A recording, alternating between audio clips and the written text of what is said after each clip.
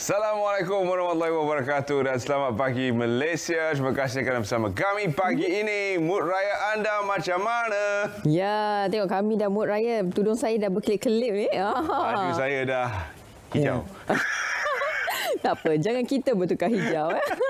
Okey, jadi bagaimana dengan anda? Persiapan raya pastinya telah pun diuruskan oleh ibu bapa. Dan kita faham juga sekarang ini situasinya bersesak-sesak kan, beramai-ramai. Jadi perlu untuk kita memastikan keadaan diri kita dalam keadaan yang baik, sihat sejahtera. Dan kalau boleh, cuba jangan bersesak sangatlah. Cuba ada gap sikit bersama dengan satu sama yang lain supaya kita masih lagi dalam keadaan yang selamat. Okey, baju raya tahun ni warna apa? Warna maroon. Wah, maroon lah. You? Saya rasa turquoise. Turquoise.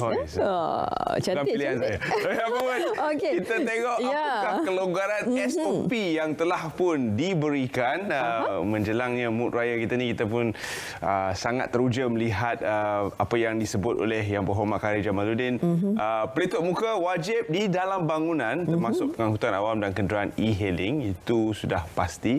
Namun ia merupakan pilihan ketika berada di luar bangunan dan di kawasan terbuka. Digalakkan di kawasan yang sesak. Namun individu yang berisiko tinggi juga digalakkan sentiasa memakai pelitup muka. Yang berisiko tinggi adalah mereka yang merupakan penerima organ, mereka yang merupakan dalam golongan kategori usia yang lebih lanjut dan juga yang mempunyai comorbidity digalakkan untuk terus menggunakan pelitup muka seperti biasa. Dan juga antara perkongsian lain iaitu penjarakan fizikal tiada lagi ataupun tidak lagi diperlukan. Digalakkan dalam keadaan tidak memakai pelitup muka, jadi perlu ada gap sikit lah kan.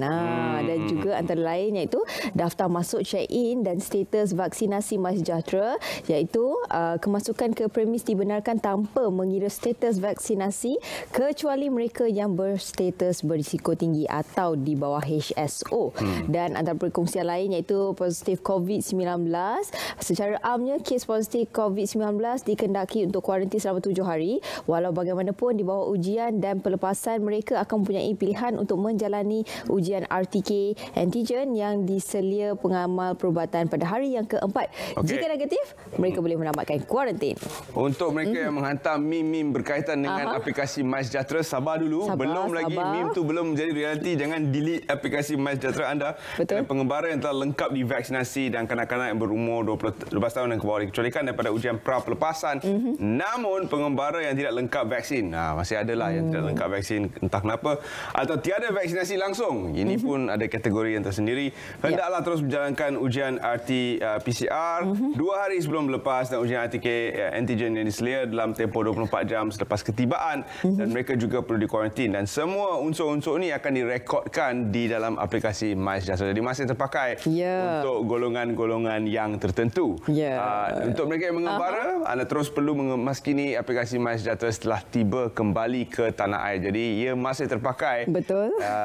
Untuk anda yang bakal melancong lah. Yang mana tidak lama lagi ramai lah tu. Betul. Jadi masih terpakai. Adakah Terence akan menjadi salah seorangnya? Sudah pasti. Saya akan terpaksa keluar negara tidak lama lagi. Dan sudah pun keluar negara hari itu. Jadi masuk semula sangat lancar. Sangat lancar. Tidak ada kesesakan di pintu masuk negara. Dan anda hanya perlu mematuhi syarat-syarat yang dikenakan, iaitu menjalani ujian RTK antigen 2 hari sebelum melepas pada ketika itu. Sekarang ni mungkin kalau dah divaksin, dia bercerita lain macam. Lain sikit lah kan. Tapi SOP ni akan terpakai pada 1 Mei. Belum 1 Mei. Belum lagi. Semua sabar. Okey. Dan antara perkongsian lain iaitu berkenaan dengan ni dia, bilangan kenderaan meningkat malam ini di Lebuh Raya Utama. Okey, antara perkongsian di sini ataupun semalam. Antara perkongsiannya iaitu jurucakap ketika dihubungi berkata aliran trafik ke arah selatan menuju ke Kuala Kangsar sedikit perlahan, kira-kira 2 km berikutan terdapat sebuah lori rosak. Okey, dan anda rasa agak mencabar ketika tu kan. Laluan tu yang saya guna selalu kalau saya memandu. Memang kalau ada apa-apa yang berlaku, habis. So kena banyak berzikir lah. Sabar. Itu yang kita perlu lakukan ketika berada dalam keadaan seperti itu. Seterusnya. Ya. Dan antara lain iaitu sementara itu keadaan trafik di kilometer 279.8 dari arah Nilai menghala ke Rehat dan Rawat di Seremban turut mengalami aliran sedikit perlahan sesudah berlaku kemalangan kereta di lorong tengah. Jadi hati-hati ketika memandu, pastikan keadaan kereta anda dalam keadaan yang baik. Perlu untuk kita buat servis kereta, cek tayar dulu, cek minyak hitam, cek air sebagainya untuk mengelakkan berlaku kemalangan sebagainya. Saya rasa perkara asas tu kita perlu cuba buat sendiri sebab sekarang ni kalau ke bengkel-bengkel mana pun dia punya kapasiti adalah sangat terhad.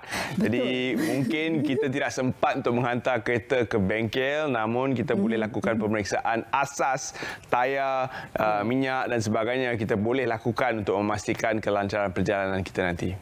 Betul. Sebab kalau kita lihat pun sekarang ni terpaksa banyak kereta yang terpaksa ditolak kan. Kerana ramai sangat nak servis kereta. Okey. Dan ini juga yang akan kita bincangkan sebentar lagi iaitu berkenaan dengan dominasi kata ayam KPDN HEP Polis Siasat Campur Tangan Politik.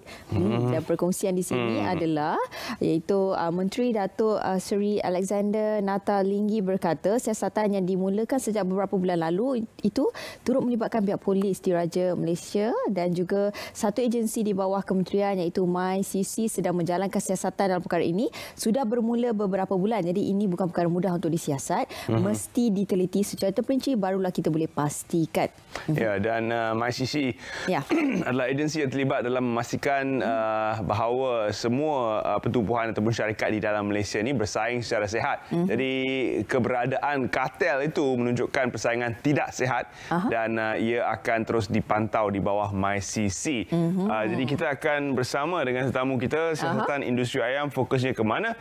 Ketua Pegawai Eksekutif Suruhanjaya Persaingan Malaysia atau MyCC itu sendiri akan bersama dengan kita untuk membincangkannya, Encik Iskandar Ismail. Jadi jangan lupa untuk bersama kami untuk perbincangan menarik ini. Selepas ini.